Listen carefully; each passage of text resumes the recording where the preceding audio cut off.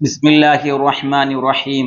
അൽഹംദുലില്ലാഹ് അസ്സലാത്തു വസ്സലാമു അലാ സയ്യിദിന മുഹമ്മദിൻ വഅലാ ആലിഹി വസഹ്ബിഹി അജ്മഈൻ. അമ്മാ ബഅദ്.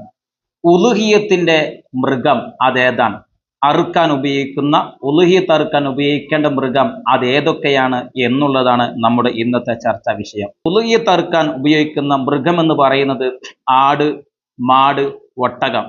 ആട് നമുക്കറിയാം. മാട് എന്ന് പറയുമ്പോൾ അതിൽ പശു, അതുപോലെ തന്നെ കാള, മൂരി എല്ലാം പെടുന്നതാണ്. ഒട്ടകം, ഈ മൃഗങ്ങൾ മാത്രമാണ് ഉളുഹിയത്തിന് അറുക്കാൻ പറ്റുകയുള്ളൂ. അല്ലാത്ത മൃഗങ്ങളെ ഉളുഹിയത്തിന് അറുക്കാൻ ഉപയോഗിച്ചാൽ അത് ഉളുഹിയത്ത് വീടുകയില്ല, അത് ഉളുഹിയത്താവുകയുമില്ല. ഉളുഹിയത്താവണമെങ്കിൽ ഈ മൃഗങ്ങളെ കൊണ്ട് മാത്രമേ പറ്റുകയുള്ളൂ. എന്നാൽ ഉളുഹിയത്ത് അറുക്കാൻ ഉപയോഗിക്കുന്ന ആടിന്റെ വയസ്സ് എന്ന് പറയുന്നത് നമ്മുടെ നാട്ടിലൊക്കെ കാണുന്ന കോലാട്, സാധാരണ കാണുന്ന കോലാട്, നമ്മുടെ നാട്ടിൽ പറ്റുന്ന ആ ആടിന് ചുരുങ്ങിയത് രണ്ട് വയസ്സ് പൂർത്തിയായി മൂന്നാമത്തെ വയസ്സ് ആരംഭിക്കണം.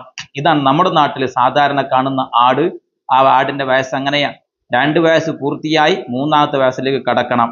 എന്നാൽ പശു, അതുപോലെ തന്നെ പോത്ത്, എരുമ, കാള, ഇത്തരം മൃഗങ്ങളെ അതിന്റെ വയസ്സ് എന്ന് പറയുന്നത് 2 വയസ്സ് പൂർത്തിയായി മൂന്നാമത്തെ വയസ്സിലേക്കും കടക്കണം.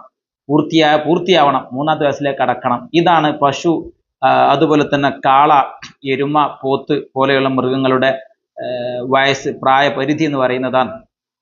ഒട്ടകത്തിൻ്റെത് 5 വയസ്സാണ്. 5 വയസ്സ് പൂർത്തിയായി 6ാമത്തെ വയസ്സിലേക്ക് എത്തണം. ഇങ്ങനെയുള്ള പ്രായമെത്തിയ മൃഗങ്ങളെ മാത്രമേ അറുത്താൽ മാത്രമേ ഉളുഹിയത്ത് വീടുകയുള്ളൂ.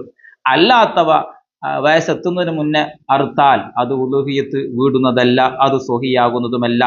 എന്നാൽ നമ്മൾ നേരത്തെ പറഞ്ഞ ആട്, മാട്, ഒട്ടകം, ഈ ഒട്ടകവും ആടും അല്ലാത്ത ജീവികളായ മാന്, അതുപോലെ തന്നെ മറ്റുള്ള ജീവികളെ ഇന്ത്യൻ ഗവൺമെന്റ് നിയമപ്രകാരം മാനിനെ അറുക്കൽ തെറ്റാണ്. അതുപോലെ തന്നെ അങ്ങനെയുള്ള രാജ്യം അനുവദിക്കാത്ത കാര്യങ്ങളൊക്കെ ഉണ്ട്. ഏതായാലും മാനിനെ അറുക്കൽ ഇസ്ലാമികപരമായിട്ട് ഉളുഹിയത്ത് വീടുകയില്ല എന്ന് മാത്രമല്ല, അത് ഉളുഹിയത്തിന് പറ്റിയ മൃഗവുമല്ല. മാനിനെ അറുക്കൽ ഗവൺമെന്റ് നിയമപ്രകാരം, ഇന്ത്യൻ ഗവൺമെന്റ് നിയമപ്രകാരം അത് തെറ്റായ സംഗതിയും കൂടിയാണ്. ഏതായാലും മാനിനെ അറുത്താൽ ഉളുഹിയത്ത് വീടുന്നതുമല്ല. ഇനി അങ്ങനെയുള്ള മൃഗങ്ങളെ അറുക്കാനും പാടില്ല, ഉളുഹിയത്ത് വീടുന്നതുമല്ല. ഇനി നമ്മൾ മനസ്സിലാക്കേണ്ട മറ്റൊരു കാര്യമാണ് പോത്ത്, അതുപോലെ തന്നെ കാട്ടുപോത്ത്, കാട്ടെരുമ, കാട്ടുപശു, ഇവകളെ ഉളുഹിയത്തിന് പറ്റുമോ? സാധാരണ ആടുമാട് ഒട്ടകത്തിലാണ് നമ്മൾ എണ്ണിയത്. പക്ഷേ കാട്ടുപോത്തിനെ അറുത്താൽ ഉളുഹിയത്ത് വീടുമോ? ഉളുഹിയത്ത് വീടുന്നതല്ല. കാട്ടെരുമ, കാട്ടുപശു, കാട്ടുപോത്ത് ഇവകളൊന്നും നമ്മൾ ഉളുഹിയത്ത് അറുക്കാൻ ഉപയോഗിച്ചാൽ ഉളുഹിയത്ത് വീടുന്നതല്ല, ഉളുഹിയത്ത് സ്വഹിയാകുന്നതുമല്ല.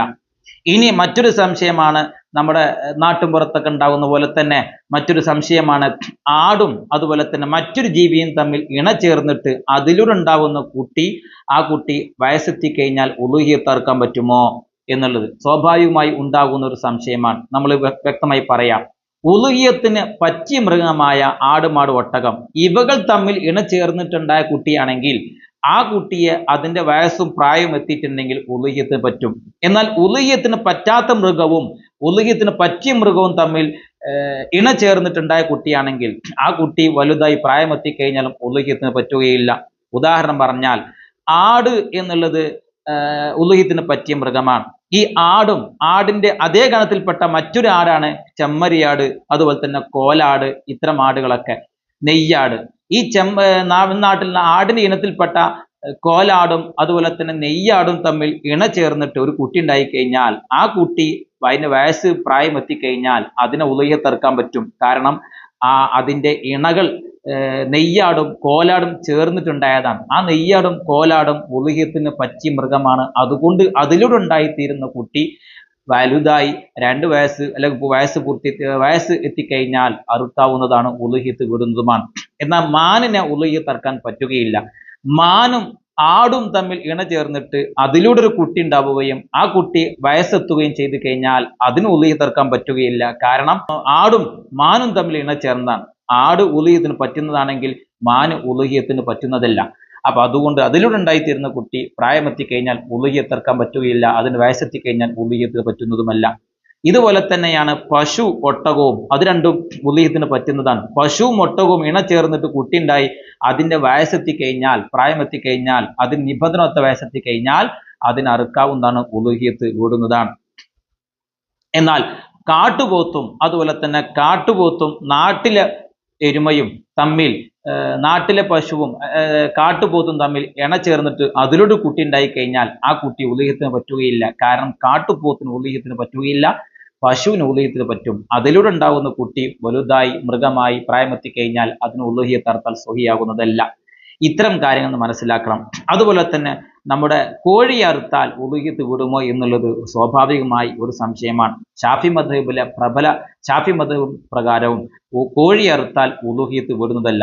ആട്, മാട്, ഒട്ടകം തന്നെയാവണം. മറ്റുള്ള ജീവികൾ അറുത്താൽ ഉളുഹിയത്ത് വിടുന്നതല്ല. അതുപോലെ തന്നെയാണ് കോഴി അറുത്താലും ഉളുഹിയത്ത് വിടുന്നതല്ല.